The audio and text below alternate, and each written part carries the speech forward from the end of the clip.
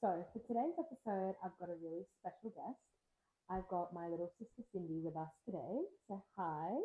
And we have our little puppy Coco. Coco, do you want to say hi? So, let's dive right into it. Let's start off by you introducing yourself and telling us a little bit about yourself. So I'm Cindy. I work in cardiac rehab mainly, where I just help people with like little gym program after their heart attack or after their surgery. Try to get them back to like pre-surgery what they were. Sometimes I work in the stroke ward, so stroke patients, or after like brain surgery, and sometimes ICU, depending. Um, So, what I want to dive right into today is how grief can affect true family members in very different ways. And for us in particular, you were 5. yeah, I was 10, about to turn 11 when we lost dad. And when we had to transition into a single parent household and navigate the things that we navigated. And it's always been very different. I've had to live with the memories. You've had to live without the memories. yeah, And we've had to go through life helping each other through that and navigating with that with each other. Two yeah. completely different scenarios, two completely different, you know, healing journeys.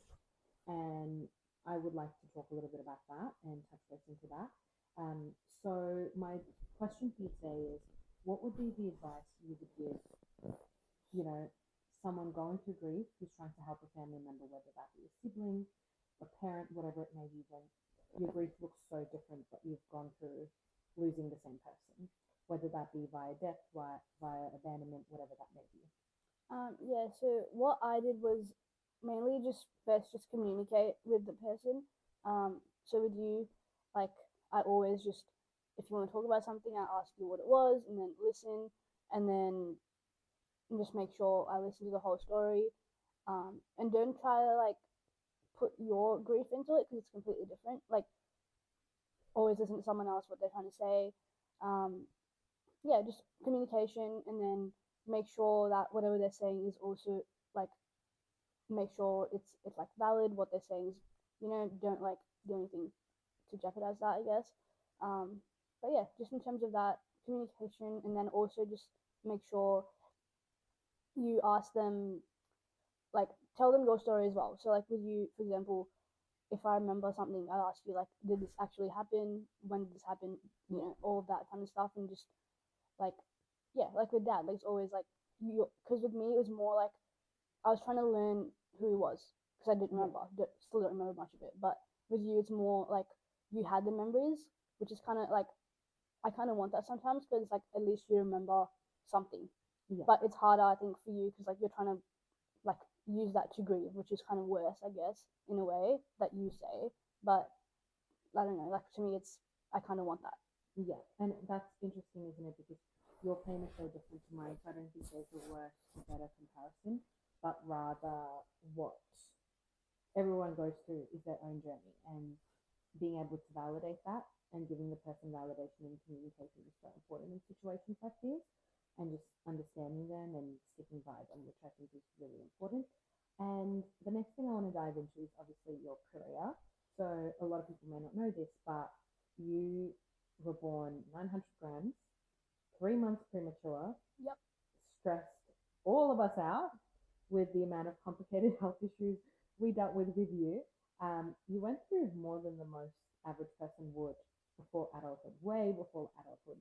I would say before you were 5 years old. Yep. And then to go through all those health struggles, lose a parent, move countries, navigate cultural shifts, and all while being the youngest in your family, trying to make sure that your older sibling and your mom and everyone were doing okay with that.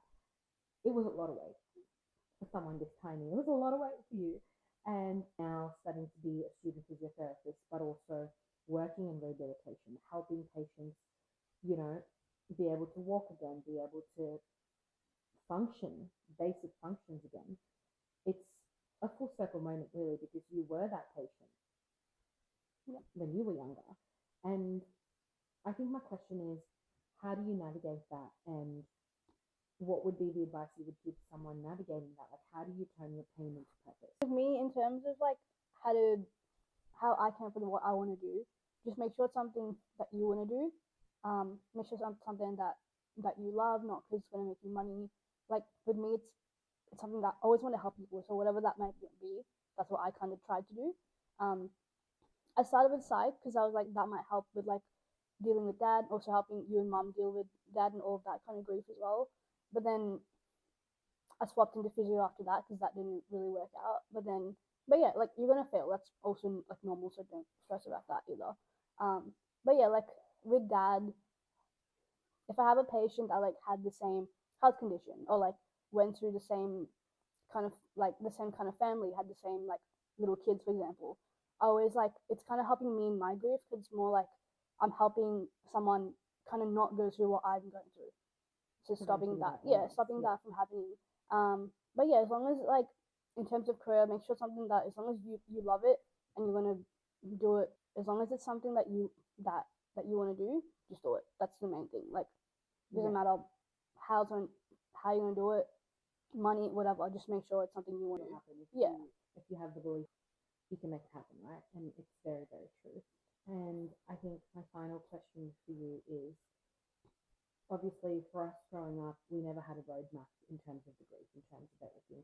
We didn't have someone there going, this might work or that might work. And we've had to kind of trial and error a lot of things um, in order to find out what works for us and what helps in our healing. And it's an ongoing process. And we have days when we have setbacks and everything else. And I think what would be the advice you would give someone, almost like a little cheat sheet to their roadmap um, on how they can navigate it without going through as much trial and error. I mean, at the end of the day, you're going to try, you're going to fail.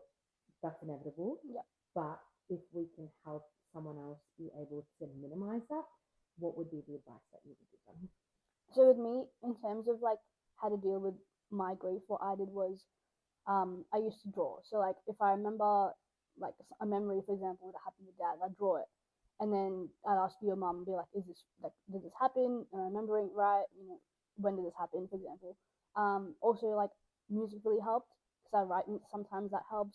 But what really helped more than anything else is just talking to people who also went through similar situations as you. If it's losing a parent or like whatever it was, doesn't matter. But as long as it was something close to that, like with me, I had a friend who was kind of lost their dad around the same kind of age as I did.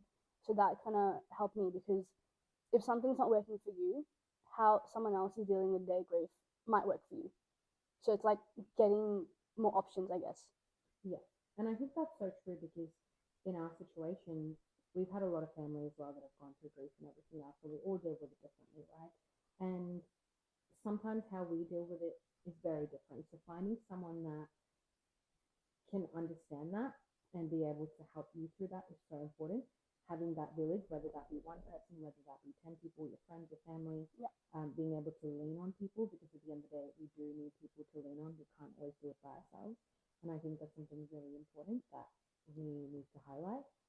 So thank you so much for today.